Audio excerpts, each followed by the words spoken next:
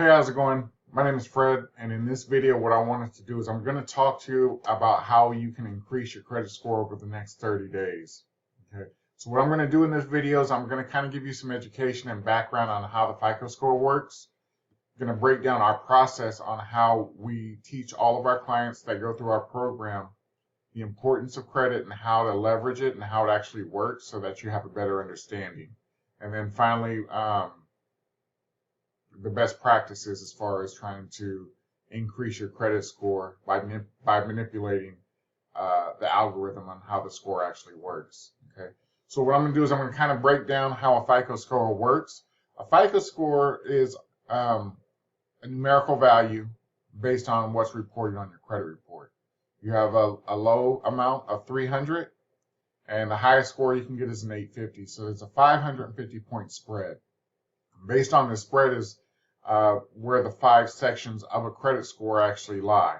Okay, so the thing that most people think about when they think about credit repair is how to increase your credit score. And this is the main thing that we focus on as far as credit repair is actually concerned. Okay, and this is the 35%. This is your credit, how you pay your bills. And as long as you're paying your bills, you should be able to maximize on this section. But once you start going delinquent on the accounts, you start getting late payments, charge-offs, collection accounts, judgments, things of that nature. This is where public records. This is where your scores start to decrease, and you start having that bad credit karma type of thing. Okay, so that's what credit repair is to try to focus on that part. Now, what we do differently from a lot of companies out there is we focus on the full credit report, not just on your payment history. Okay, because if we're only focusing on the payment history, that's only 35% of your score.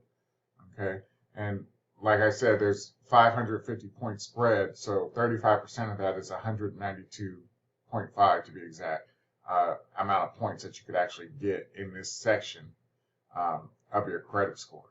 Okay, so based on that fact right there, you can only gain about 192.5 points by going through a credit repair program, and they're able to get the information off of your credit report that's negatively affecting your history. Okay, so that's what most companies focus on. That's what most people think that credit repair is, but that's only addressing one part of the issue. Like I said, we have to address the full, complete picture. It's like having a puzzle, but you don't have all the pieces. Okay, so that's the first thing. Second thing that we want to talk about is our credit building blueprint. And what this is kind of something that we formulated to help our clients as they go through the process, because we want to make sure that they're able to start building their credit. Most of the times when people come to our program, their credit is already shot. So it's our job to kind of guide them on how to start the rebuilding process as they go through the credit repair program. Okay, so our job is to educate you and kind of give you a shortcut on how you can start that building process. Okay, so the second biggest part of your credit score is credit utilization, or you might have heard it as credit usage, and this is using revolving debt. Now, what is revolving debt? Revolving debt is like a credit card. So they'll give you a certain type of credit limit, right? Usually if you're in a bad place where you don't have credit, you have to start that building process. You're going to go to what's called a subprime account. Subprime means is for people with bad credit. Okay, that's basically what it means. You're going to get stuck with all the bad terms.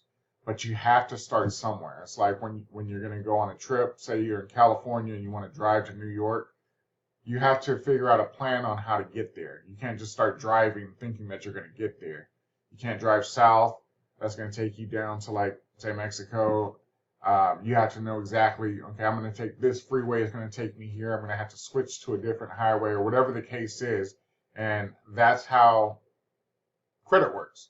Kind of the same thing. You have to have a plan on how to get from point A to get to point B. Okay, so that second section is called credit usage or credit utilization, and you want to keep this number very low.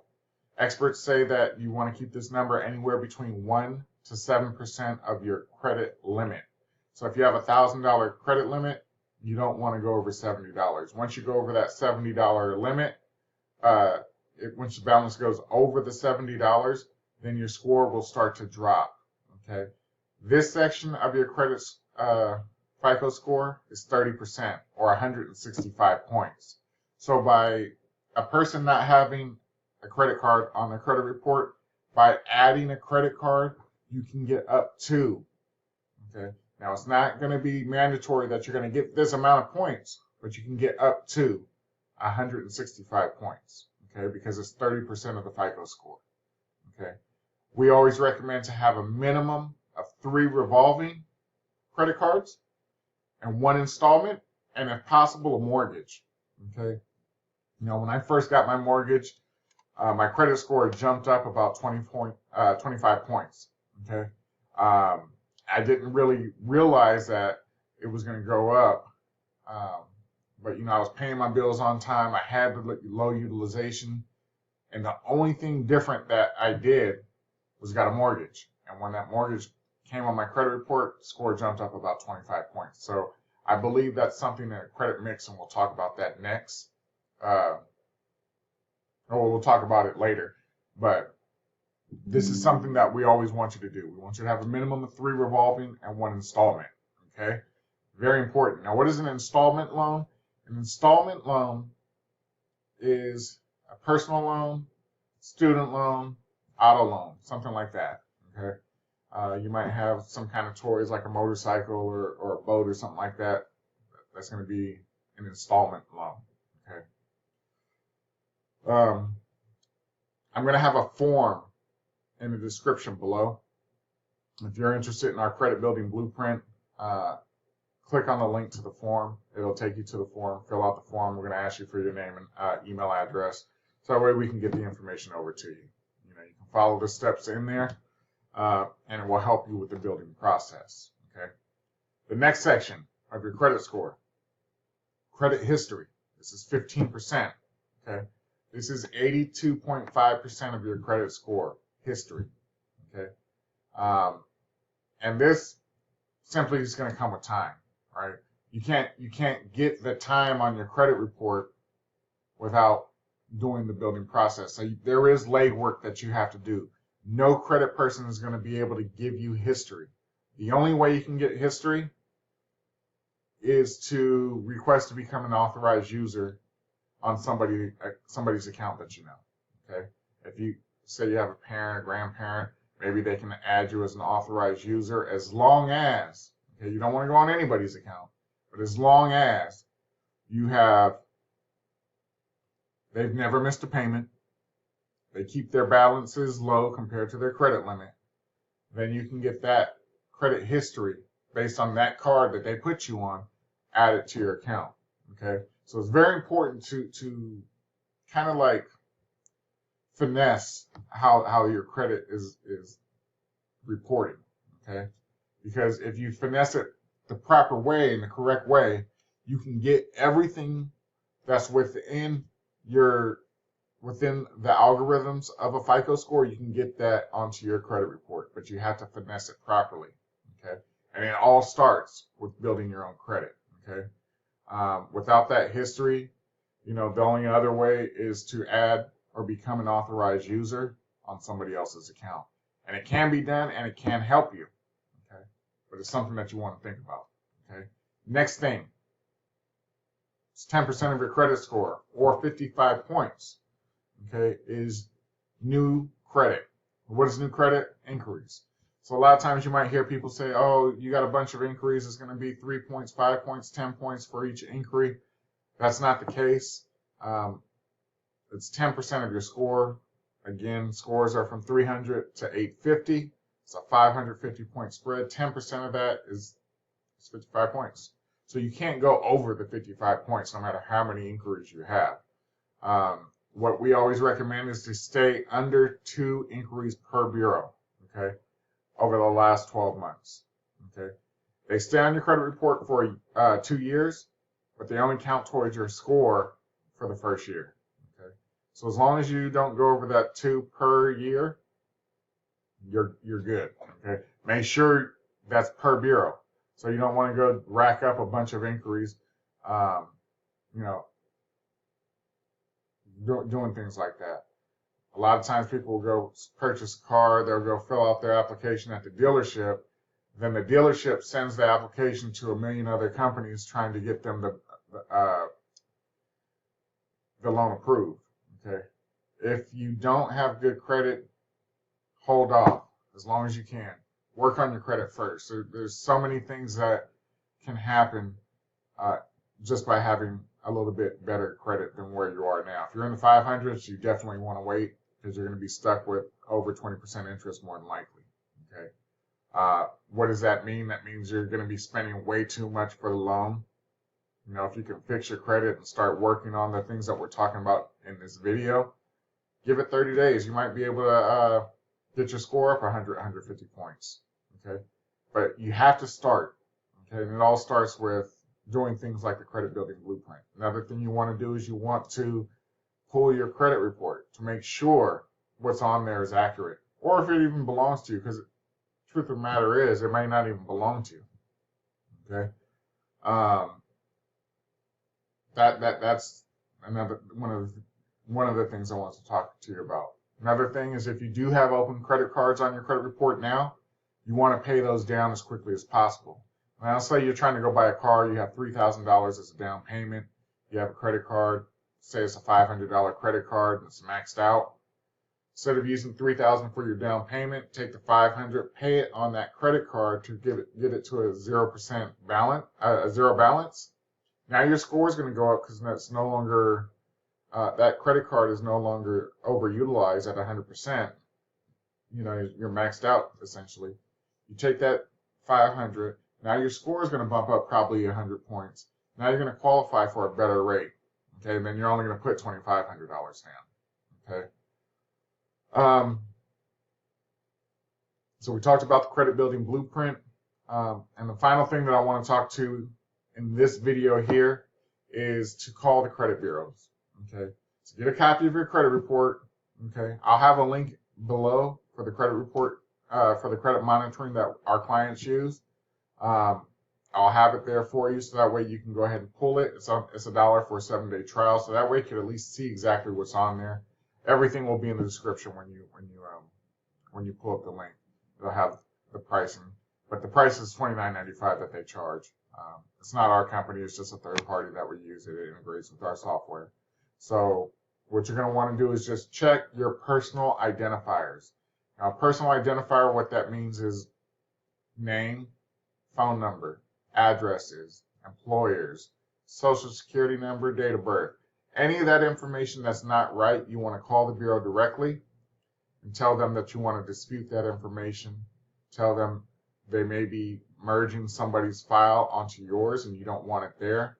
That's not the proper spelling of your name. You can send them a copy of your driver's license that has the proper spelling of your name. You can send them a copy of a utility bill in your name with your current address that verifies your address. You can send a copy of your social security card that verifies your social security number. The date of birth will be verified with your ID. So these are the things that you want to get removed. If they have old employers or even current employers, you don't want anything that's that may be connected to something else that may be reporting. Now keep in mind, they have the big 3 credit bureaus. Okay, that's Equifax, Experian, and TransUnion. But they also have a lot of secondary bureaus, companies like ARS or Advanced Resolution Service. So ARS, Advanced Resolution Services. Innovis, LexisNexis. Okay, so, they have companies that pull and store this information.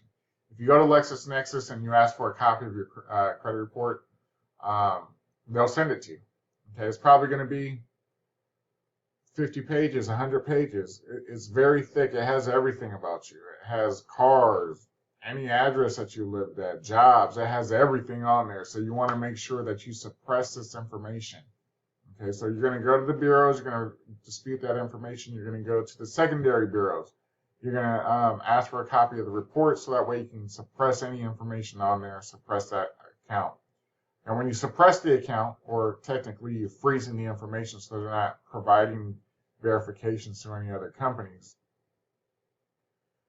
what you're in fact doing is you're going to get a copy from them that's going to have a PIN number, okay, a personal identification number. This PIN is the only way to unlock it. So make sure when you do this that you keep this in a safe place and where you know it's at, because you may go request to apply for a company, but they have the freeze. You need to unlock that freeze, and you can only do that with the PIN. So keep that in mind. Okay.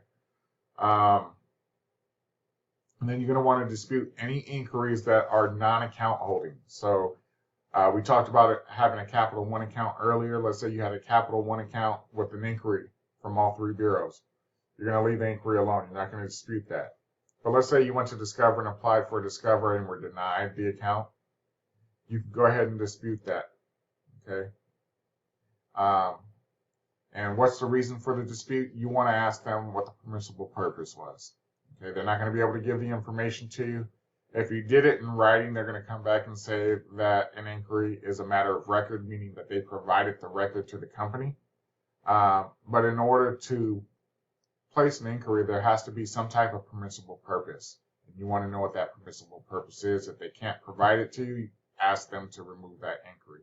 But make sure that you're only requesting to remove the inquiries based on the accounts that are not open on your credit report. Okay. So with that said, if you have any questions, I'm going to leave information in the description below. But if you have any questions, feel free to reach out, shoot me a comment, right? Or you can just go ahead and give me a like, a thumbs up, share the video because it just helps with the algorithm.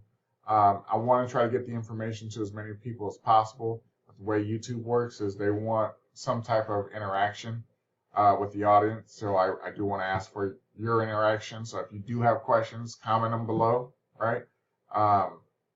If you've tried this stuff, let us know. Let the people watching know. So that way they can kind of see exactly how it worked for them or worked for you and how it may be able to help them in the future. So with that being said, I just want to thank you guys for your time. Like I said, if you have questions, feel free to shoot them in the comments below. I look forward to talking with you guys. I'll do another video soon. Have a good one.